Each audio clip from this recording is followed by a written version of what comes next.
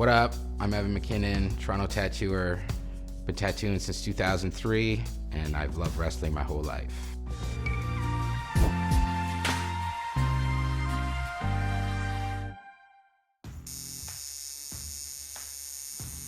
Alistair Black came up from NXT. He is now on the main roster, heavily tattooed, very neo-traditional, a new generation of traditional, very bold, heavy black shading, but with a twist of kind of illustrated style to it. It kind of spawned from the traditional tattoo from the 50s and what people still do to this day. I mean, he has his throat tattooed, and that's a pretty tough area to get tattooed itself. He's got a couple kanjis on his arms. They might be tattoos that he may have started with and then worked around. Alistair Black, I think, is kind of this generation's of what the new Undertaker is. Some of the work on his body, just even where it sits, it's really good stuff, you know, like a shark on his ribs, that the shark kind of flows up on his body, and it's really good placement, right? Like, there's some areas of the body where people put things that just don't work, and trying to explain that to somebody that doesn't have an artistic eye, and you're just trying to do it for the better of their look and it's like aesthetically wise, like it's just explaining to somebody that that might not look good there, but you're so adamant about getting it done there, they don't want to, you know, think of somewhere else, right?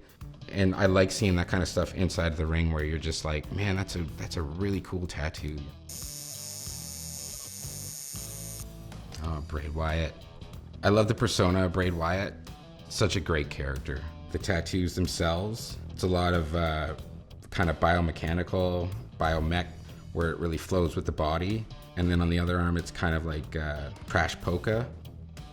It's a style of tattoo that's more so black and red. There's an image that kind of spans to like another image, whether it's like lettering kind of cutting across the design, and then it, say the lettering is black, and then if it's cutting across another design, it's just like open skin space. It's kind of hard to describe trash polka because if you see it, you know what it is, but it doesn't necessarily have like a certain style. It's really not my cup of tea all the time. Randy Orton. His tattoos go hand in hand with his persona. He's the Viper, and his music hits, and he hears voices in his head, and I automatically relate the voices in his head to all the skulls on his arm. His dad was, you know, Bob Orton. His whole family, his grandfather and father were both wrestlers. And when he showed up, he was part of, you know, Evolution with Triple H and Batista and Ric Flair, kind of like the future of wrestling, but he didn't have these tattoos at the time. He had the tribal across his back. They weren't the greatest tattoos. Black and gray skulls all up and down his arms. They're pretty well done, I find. But when something like this comes in and you can just get so many different gradients from black to gray and, you know, different dimensions on someone's body to make them look as real as possible, you can just have so much fun doing it. This style holds up over time. Roman Reigns is like the new big dog, the man.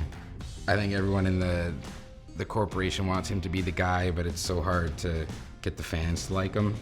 I'm pretty sure this would probably tell the story of his life. I've personally never been hand-poked tattoos. I would much rather be tattooed by a machine. Getting into the zone of just sitting there and tap, tap, tap, tap, tap, tap, tap. I think with a lot of the Polynesian stuff, you know, they're proud of where they came from and who they are. A lot of flow with the body, so the artist would probably draw a lot of it on by hand. And the fact that they can lay it out over certain muscles and make it look so natural, like it's supposed to be there and like it's been there from the day they were born, it speaks a lot for that kind of artwork and artist, because not everyone can do something like that. Ruby Riot. She came up from NXT. I think she's been around and is going to be one of the best. She has some pretty cool tattoos, like kind of traditional, neo-traditional mandalas on her hands. mandalas on her ribs. Mandalas are a design that's, well balanced on each side, and a lot of black and gray with flowers, but still like really cool, badass looking shit. I really like her chest piece with the skull, lady skull with the roses. Everything is well balanced all around. Reminds me of a little bit of a CM Punk, but she does stand alone. It's pretty cool to see that kind of style come into wrestling. He's like your new age jobber, I find. And this is what you want to call trash polka. You have that negative kind of skin break with the red, and then the black kind of polka dot faded into line work, faded into smear paint splashing, really abstract kind of style. The two original tattoos that he had before he expanded on his full arms were the two top standard tribal tattoos. Really make no sense. He was just probably getting tattooed for the sake of getting tattooed, which is, standard. It happens. People get tattooed and then eventually realize there's probably better product out there.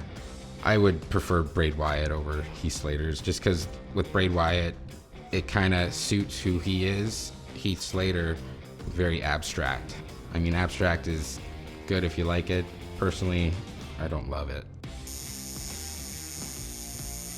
I think overall canvas for nowadays would have to be Bray Wyatt. He's got a good mix of style, and it suits him. And I just think the quality of work itself is really well done. They're all good, but they're no CM Punk.